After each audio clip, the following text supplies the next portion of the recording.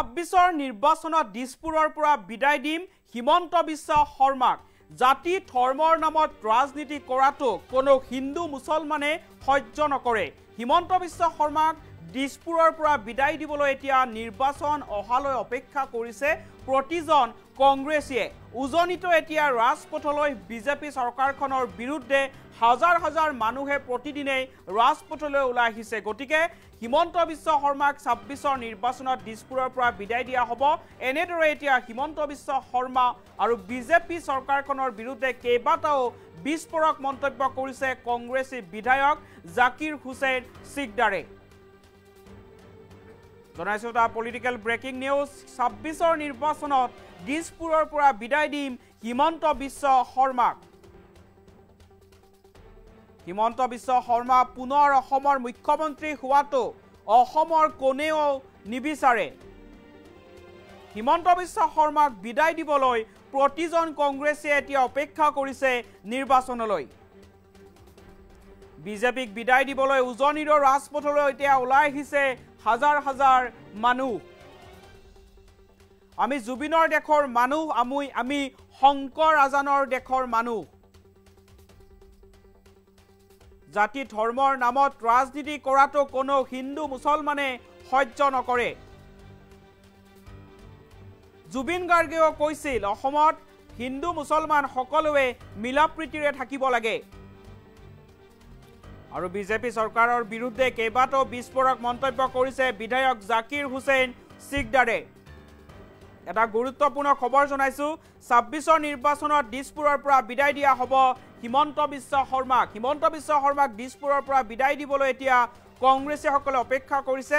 অসমৰ কোনো মানুহে হিমন্ত বিশ্ব শৰ্মা পুনৰ মুখ্যমন্ত্ৰী হোৱাটো নিবিচাৰে আৰু সেয়ে এতিয়া হিমন্ত বিশ্ব শৰ্মাক দিছপুৰৰ পৰা বিদায় দিবলৈ প্ৰতিজন কংগ্ৰেছীয়ে নিৰ্বাচন হলে অপেক্ষা কৰিছে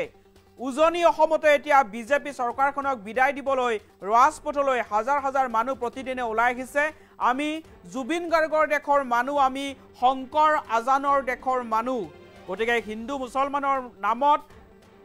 বা জাতি ধৰ্মৰ নামত ৰাজনীতি কৰাটো হিন্দু মুছলমান কোনেও সহ্য নকৰে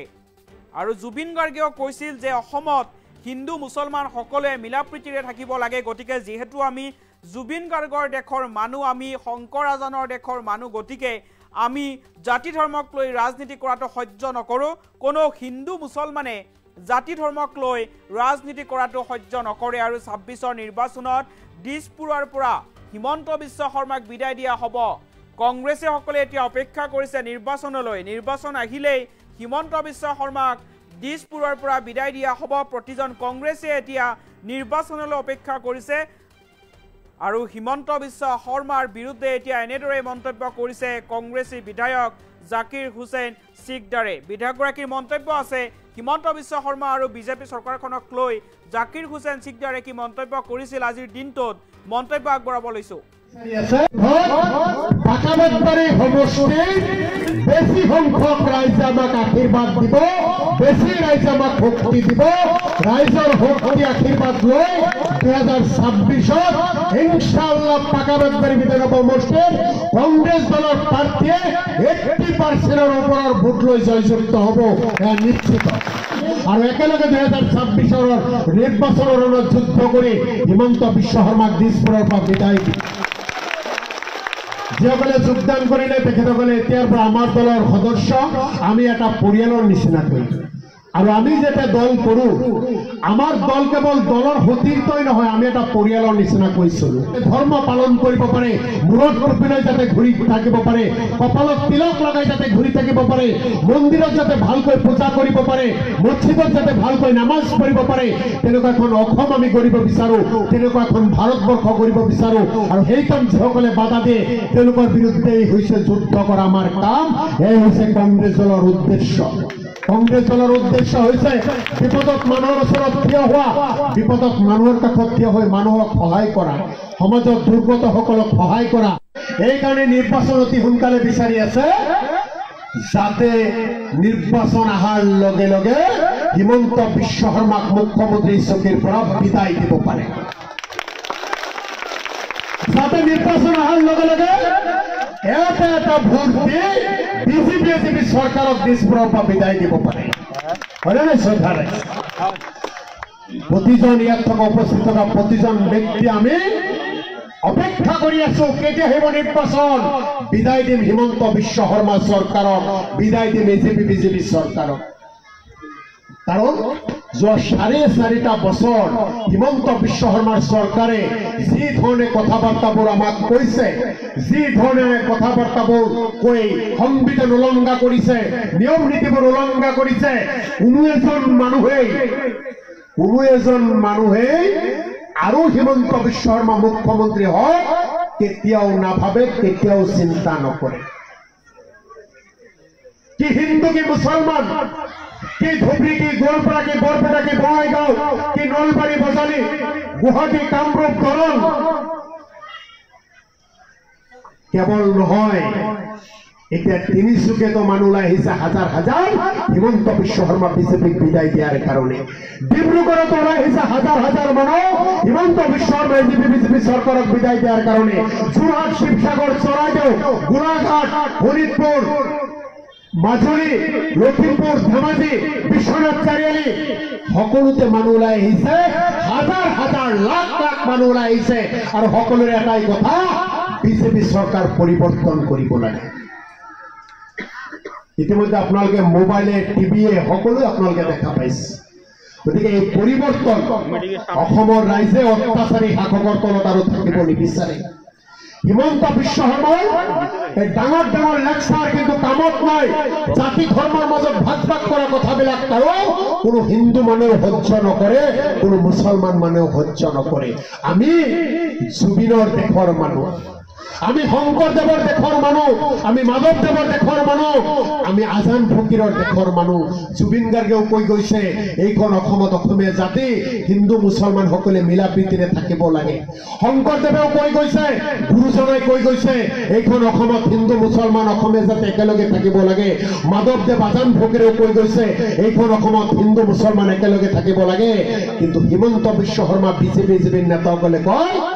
যে মুছলমান আৰু হিন্দুসকলে কাজিয়া কৰিব লাগে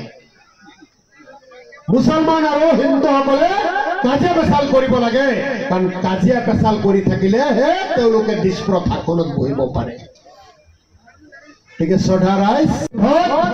পাকাবাৰী সমষ্টিৰ বেছি সংখ্যক ৰাইজে আমাক আশীৰ্বাদ দিব বেছি ৰাইজে আমাক শক্তি দিব ৰাইজৰ শক্তি আশীৰ্বাদ লৈ 2026 ইনশাআল্লাহ পাকাবাৰী বিধানসভা সমষ্টিৰ কংগ্ৰেছ দলৰ প্ৰাৰ্থীয়ে 80%ৰ ওপৰৰ ভোট লৈ জয়যুক্ত হ'ব এয়া নিশ্চিত আৰু একেলগে 2026 নিৰ্বাচনৰ ৰণত যুদ্ধ কৰি হিমন্ত বিশ্ব শৰ্মাক দিছপুৰৰ পৰা বিদায় দিব যিসকলে যোগদান কৰিলে তেখেতসকলে এতিয়াৰ পৰা আমাৰ দলৰ সদস্য আমি এটা পৰিয়ালৰ নিচিনা কৰিম আৰু আমি যেতিয়া দল কৰোঁ আমাৰ দল কেৱল দলৰ সতীৰ্থই নহয় আমি এটা পৰিয়ালৰ নিচিনা কৰি চলোঁ ধৰ্ম পালন কৰিব পাৰে মূৰত টুপি লৈ যাতে ঘূৰি থাকিব পাৰে কপালত তিলক লগাই যাতে ঘূৰি থাকিব পাৰে মন্দিৰত যাতে ভালকৈ পূজা কৰিব পাৰে মছজিদত যাতে ভালকৈ নামাজ পঢ়িব পাৰে তেনেকুৱা এখন অসম আমি কৰিব বিচাৰোঁ তেনেকুৱা এখন ভাৰতবৰ্ষ কৰিব বিচাৰোঁ আৰু সেই কাম যিসকলে বাধা দিয়ে তেওঁলোকৰ বিৰুদ্ধে হৈছে যুদ্ধ কৰা আমাৰ কাম এই হৈছে কংগ্ৰেছ দলৰ উদ্দেশ্য কংগ্ৰেছ দলৰ উদ্দেশ্য হৈছে বিপদত মানুহৰ ওচৰত থিয় হোৱা বিপদত মানুহৰ কাষত থিয় হৈ মানুহক সহায় কৰা সমাজত দুৰ্গতসকলক সহায় কৰা এইকাৰণে নিৰ্বাচন অতি সোনকালে বিচাৰি আছে যাতে নিৰ্বাচন অহাৰ লগে লগে হিমন্ত বিশ্ব শৰ্মাক মুখ্যমন্ত্ৰী চকীৰ পৰা বিদায় দিব পাৰে যাতে নিৰ্বাচন অহাৰ লগে লগে এটা এটা ভোট দি বিজেপি চৰকাৰক দিছপুৰৰ পৰা বিদায় দিব পাৰে হয়নে নাই শ্ৰদ্ধা ৰাইজ প্ৰতিজন ইয়াত থকা উপস্থিত থকা প্ৰতিজন ব্যক্তি আমি অপেক্ষা কৰি আছো কেতিয়া হ'ব নিৰ্বাচন বিদায় দিম হিমন্ত বিশ্ব শৰ্মা চৰকাৰক বিদায় দিম বিজেপি চৰকাৰক কাৰণ যোৱা 4.5 বছৰ হিমন্ত বিশ্ব শৰ্মাৰ চৰকাৰে যি ধৰণে কথাবাৰ্তাবোৰ আমাক কৈছে যি ধৰণে কথাবাৰ্তাবোৰ কৈ সংবিধান উলংঘা কৰিছে নিয়ম নীতিবোৰ উলংঘা কৰিছে কোনো এজন মানুহে আৰু হিমন্ত বিশ্ব শৰ্মা মুখ্যমন্ত্ৰী হওক কেতিয়াও নাভাবে কেতিয়াও চিন্তা নকৰে কি হিন্দু কি মুসলমান, কি ধুবড়ী কি গোৱালপাৰা কি বৰপেটা কি বঙাইগাঁও কি নলবাৰী বজালী গুৱাহাটী কামৰূপ দৰং কেৱল নহয়, এতিয়া তিনিচুকীয়াতো মানুহ ওলাই আহিছে হাজাৰ হাজাৰ হিমন্ত বিশ্ব শৰ্মা বিজেপিক বিদায় দিয়াৰ কাৰণে। ডিব্ৰুগড়তো ওলাই আহিছে হাজাৰ হাজাৰ মানুহ হিমন্ত বিশ্ব শৰ্মাই বিজেপি চৰকাৰক বিদায় দিয়াৰ কাৰণে। যোৰহাট, শিৱসাগৰ, চৰাইদেউ, গোলাঘাট, শোণিতপুৰ, মাজুলী, লখিমপুৰ, ধেমাজি, বিশ্বনাথ চাৰিআলি সকলোতে মানুহ ওলাই আহিছে, হাজাৰ হাজাৰ লাখ লাখ মানুহ ওলাই আহিছে। আৰু সকলোৰে এটাই কথা, বিজেপি চৰকাৰ পৰিৱৰ্তন কৰিব লাগে। ইতিমধ্যে আপোনালোকে মোবাইলে টিভিয়ে সকলো আপোনালোকে দেখা পাইছে। গতিকে এই পৰিৱৰ্তন অসমৰ ৰাইজে অত্যাচাৰী শাসকৰ তলত আৰু থাকিব নিবিচাৰে। হিমন্ত বিশ্ব শৰ্মাই এই ডাঙৰ ডাঙৰ লেকচাৰ কিন্তু কামত নাই। জাতি ধৰ্মৰ মাজত ভাগ ভাগ কৰা কথাবিলাক আৰু কোনো হিন্দু মানুহে সহ্য নকৰে, কোনো মুছলমান মানুহে সহ্য নকৰে। আমি জুবিনৰ দেশৰ মানুহ, আমি শংকৰদেৱৰ দেশৰ মানুহ, আমি মাধৱদেৱৰ দেশৰ মানুহ, আমি আজান ফকীৰৰ দেশৰ মানুহ। জুবিন গাৰ্গেও কৈ গৈছে এইখন অসমত অসমীয়া জাতি হিন্দু মুছলমান সকলে মিলা প্ৰীতিৰে থাকিব লাগে। শংকৰদেৱেও কৈ গৈছে, গুৰুজনাই কৈ গৈছে এইখন অসমত হিন্দু মুছলমান অসমীয়া জাতি একেলগে থাকিব লাগে। মাধৱদেৱ আজান ফকীৰেও কৈ গৈছে এইখন অসমত হিন্দু মুছলমান একেলগে থাকিব লাগে। কিন্তু হিমন্ত বিশ্ব শৰ্মা বিজেপি নেতাসকলে কয় যে মুছলমান আৰু হিন্দুসকলে কাজিয়া কৰিব লাগে, মুছলমান আৰু হিন্দুসকলে কাজিয়া পেচাল কৰিব লাগে। কাৰণ কাজিয়া পেচাল কৰি থাকিলেহে তেওঁলোকে দিছপুৰত আসনত বহিব পাৰে। গতিকে শ্ৰদ্ধা ৰাইজ, বাকাবতবাৰী সমষ্টিৰ বেছি সংখ্যক ৰাইজে আমাক আশীৰ্বাদ দিব, বেছি ৰাইজে আমাক শক্তি দিব। ৰাইজ